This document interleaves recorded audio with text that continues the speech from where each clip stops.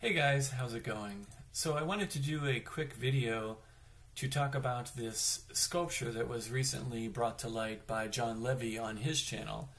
And that would be the sculpture titled Disengano, or The Release from Deception by Francesco Cairolo, supposedly by sculptor Francesco Cairolo.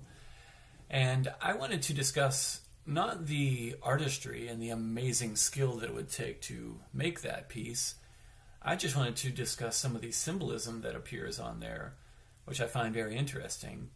And just to set this up, it is contained in a chapel in Naples, the San Severo Chapel. And if you look into that, there are many crazy stories and a lot of Freemasonry associated with that chapel.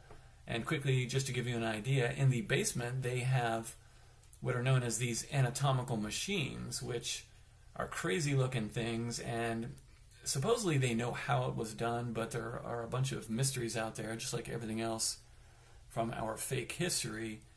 There are crazy stories, but it is really interesting to see this and how it could have been preserved. And also there was a fetus along with an umbilical cord and the placenta next to the female skeleton.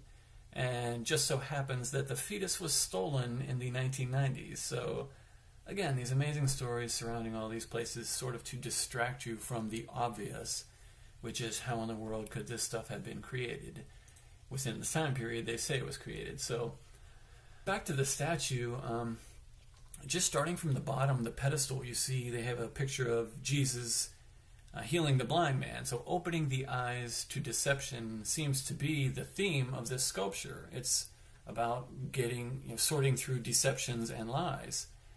And so the main figure, the fisherman, pulling the net away from his face, the angel next to him helping him remove the net. So it not only has the symbolism of knots, but the net, the internet. I mean, I think it's a crazy coincidence that we are being trapped with the internet. You can't do anything outside of the internet. It's basically the Matrix. And here's this guy removing the internet, the web, the net from his face. And the angel with the fire on his forehead, which signifies intelligence, human intelligence, is pointing down to the globe Earth. I don't know how much more obvious it can be, with the angel helping him to remove the net from his face and pointing down at a globe. That would, to me, symbolize the deception. Remove the internet from your eyes and look, this is a big CGI deception. And he's also pointing at a book with a few biblical passages referenced on the book. And first of all, the Latin description, or the Latin text on the left side of that book reads, "I will break thy chain, the chain of the darkness and long night of which thou art a slave, so that thou might not be condemned with this world."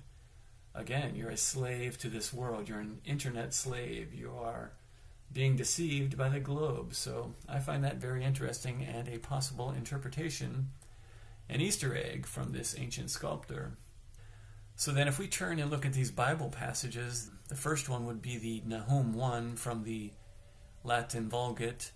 Earlier in this chapter it talks about, "There is one come out of thee that imagineth evil against the Lord, a wicked counselor. Thus saith the Lord, though they be quiet, and likewise many, yet thus shall they be cut down when he shall pass through. Though I have afflicted thee, I will afflict thee no more." And then verse 13 states, "For now I will break his yoke from off thee, and I will burst thy bonds in sunder." So break the chains of deception here. That's what it's saying. That's a main point of this sculpture.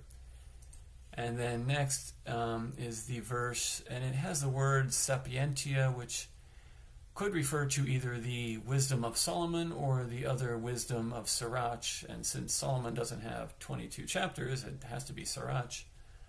So the 22nd chapter of Sirach, in verse 2, it reads, "Lazy people are no better than dung. They are repulsive and no one wants to get near them." And basically, I think what they're talking about here is that you can't awaken people too early. So if you read on further in this chapter, it says, Trying to teach a fool is like gluing a broken pot together, like waking someone out of a deep sleep. Explaining something to a fool is like explaining it to a sleepy person.